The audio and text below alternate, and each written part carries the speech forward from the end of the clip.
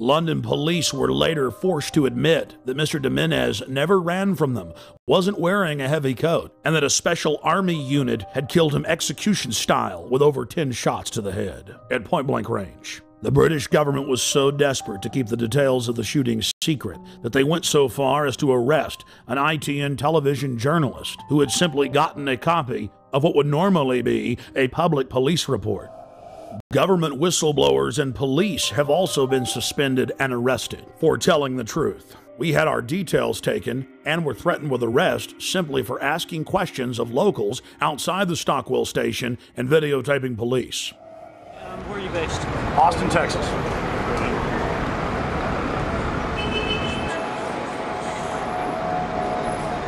Alex, I'll take your date of birth. 2/11/74. Would you just rather see my driver's license? No, that's okay. Well, here, just let me do it. Make it down. That's all I need, mate. Well, I mean... And you're just, you're filming for a program back in the States or something? Exactly. In fact, I think it'll probably be broken into... Think about it, yeah. Sir, what do you think about this event? I think it's very bad that it happened. What do you think should happen? I think the policy of shooting should have been more thoroughly thought out. I'm afraid there must have been a terrible mistake here. I feel very sorry for the family and very sorry for the policeman that made a horrible mistake. Yeah, it's got to be bad for everybody. It's a tragedy all around, I think. Thank you. The police first claimed that it was a hot morning when official weather reports showed that it was around 60 degrees and that Mr. Jimenez was running down the street wearing a giant padded coat with wires sticking out of it, that he vaulted over the turnstiles, charged through a crowd of pedestrians, raced onto the train, and was about to detonate bombs when the heroic officers gunned him down. The authorities then conveniently claimed that all the surveillance cameras malfunctioned that morning. Police have now been forced to admit, thanks to watchdogs in their ranks, that none of the cameras malfunctioned, and they've now released the video. The government has now been forced to admit that he was wearing a light denim jacket, and there were no wires of any type. Police that weren't part of the special military unit didn't know why they killed him. The police had followed him from his home. They knew that he was a Latin Brazilian working in England as an electrician. They followed him for 30 minutes as he walked from his home towards the station. Once in the station, he calmly bought a Metro paper, paid for his ticket with his Metro Oyster card, and then walked onto the train. Passengers then reported that they were told to get off the train. Once they'd stepped off, still looking through the windows, they saw the Special Forces police squat on Mr. Jimenez and shoot him over 10 times in the head. Witnesses said Jimenez looked at the authorities as if he knew them. He was like a scared rabbit, and he was killed execution style. The question is why?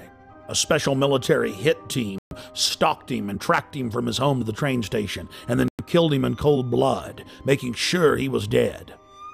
It's well known that if somebody has a bomb, you don't shoot at them, and you certainly don't get near them. No, Mr. Jimenez had seen something he wasn't supposed to see. He learned a little too much, and he had to be eliminated. We were at the station just a week after he was killed, and many of the facts we've covered were already public knowledge. But still, some of the locals made excuses for the police. Within hours of the 7/7 bombings, Israeli army radio was reporting that Benjamin Netanyahu, the former prime minister of Israel, had been warned not to leave his hotel that morning to attend a meeting less than 100 yards away from one of the train stations that was bombed. The Associated Press ran the headline, "Netanyahu changed plans due to warning." Then the current Prime Minister, Ariel Sharon's office, instructed Israeli officials not to give interviews to the foreign media concerning the warning. Israel's Foreign Office attempted to spin the story, saying that they'd given a general warning to the British that day. Then, several weeks later, the head of Mossad told a major German newspaper that he indeed had issued a warning to Benjamin Netanyahu at 8:40 a.m., 10 minutes before the first blast. Conveniently for authorities, the bus surveillance camera malfunctioned. Something else happened that was convenient for the establishment line. All 4 of the supposed bombers' identification cards survived unscathed at all 4 events. But there was just one problem. In one case, one of the bombers' IDs was found at 2 separate locations. As the evidence mounts, it is crystal clear. Only criminal elements of the British government could stage the attacks and then engage in the cover-up. The reason the Netanyahu story is important is it clearly shows that other intelligence agencies were aware of what was going on in London that day and took necessary precautions to protect their Minister of Finance. In 1994, the Israeli embassy in London was bombed. This was at a time when I was in the service. I joined the Middle Eastern section shortly after that, and I was actually astounded to read a document written by a senior MI5 officer who'd seen all the information coming in about this attack, and he said that he believed that the Israelis had bombed their own embassy. In any staged terror attack, governments have to be extremely careful to keep the operation shielded, compartmentalized. Most people in government are moral individuals who believe that they're standing up for their nation's sovereignty or its national interest, and it's absolutely essential to keep them in the dark.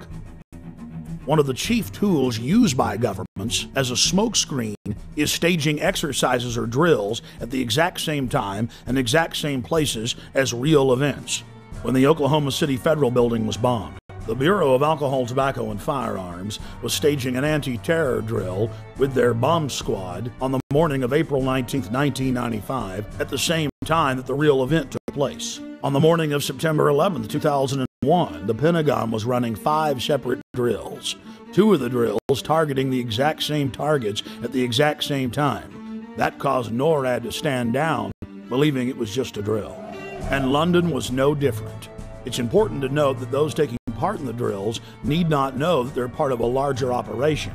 In fact, it's better for the conspirators that they not be informed.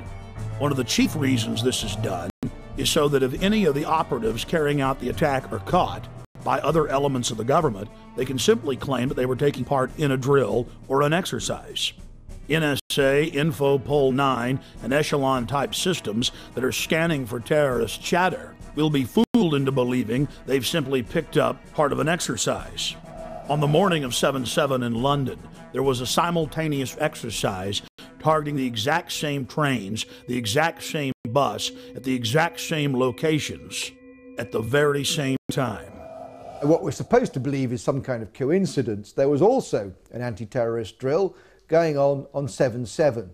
And again, just like 9/11, they were talking about attacks on the same targets, the same kind of tube stations, and exactly the same time as the actual attack happened. We learned of the drills of 7/7 on 7/7 from Peter Power, the head of Visor Consultants, a crisis management firm based in London. Mr. Power was the former spokesperson for Scotland Yard. Mr. Power told National British Television, ITN News, about the drills. Today we were running an exercise for a company, bearing in mind I'm now in the private sector, and we sat everybody down in the city, 1,000 people involved in the whole organisation, but the crisis team, and the most peculiar thing was we based our scenario on the simultaneous attacks on the Underground and mainline station. So we had to suddenly switch an exercise from fictional to real. And one of the first things is, get that bureau number. When you have a list of people missing, tell them. And so it took a long time. Just to get this right, you were actually working today on an exercise that envisioned virtually this scenario. Almost precisely. I was up until 2 o'clock this morning because it's our job, my own company, Visor Consultants. We specialise in helping people to get their crisis management response. How do you jump from slow time thinking to quick time doing? And we chose a scenario with their assistance which is based on a terrorist attack because they're very close to a property occupied by Jewish businessmen. They're in the city, and there are more American banks in the city than there are in the whole of New York. A logical thing to do. And I've still got the... I was going to say, how extraordinary today must feel for you as it unfolds. He repeated himself to BBC Radio 5. The thing that concerns me is that what are we doing for the thousands of men and women actually who are in London working? And I say that because at 9:30 this morning we were actually running an exercise for over a company of 1,000 people in London based on simultaneous bombs going off precisely at the railway stations that happened this morning. So I still have the hairs on the back of my neck standing upright. To get this quite straight, you were running an exercise to see how you would cope with this, and it happened while you were running the exercise? Precisely. And it was about 9:30 this morning. We planned this for a company, and for obvious reasons I don't want to reveal their name, but if they're listening they'll know it. We had a room full of crisis managers for the first time they met. And so within 5 minutes we made a pretty rapid decision, this is the real one. And so we went through the correct drills of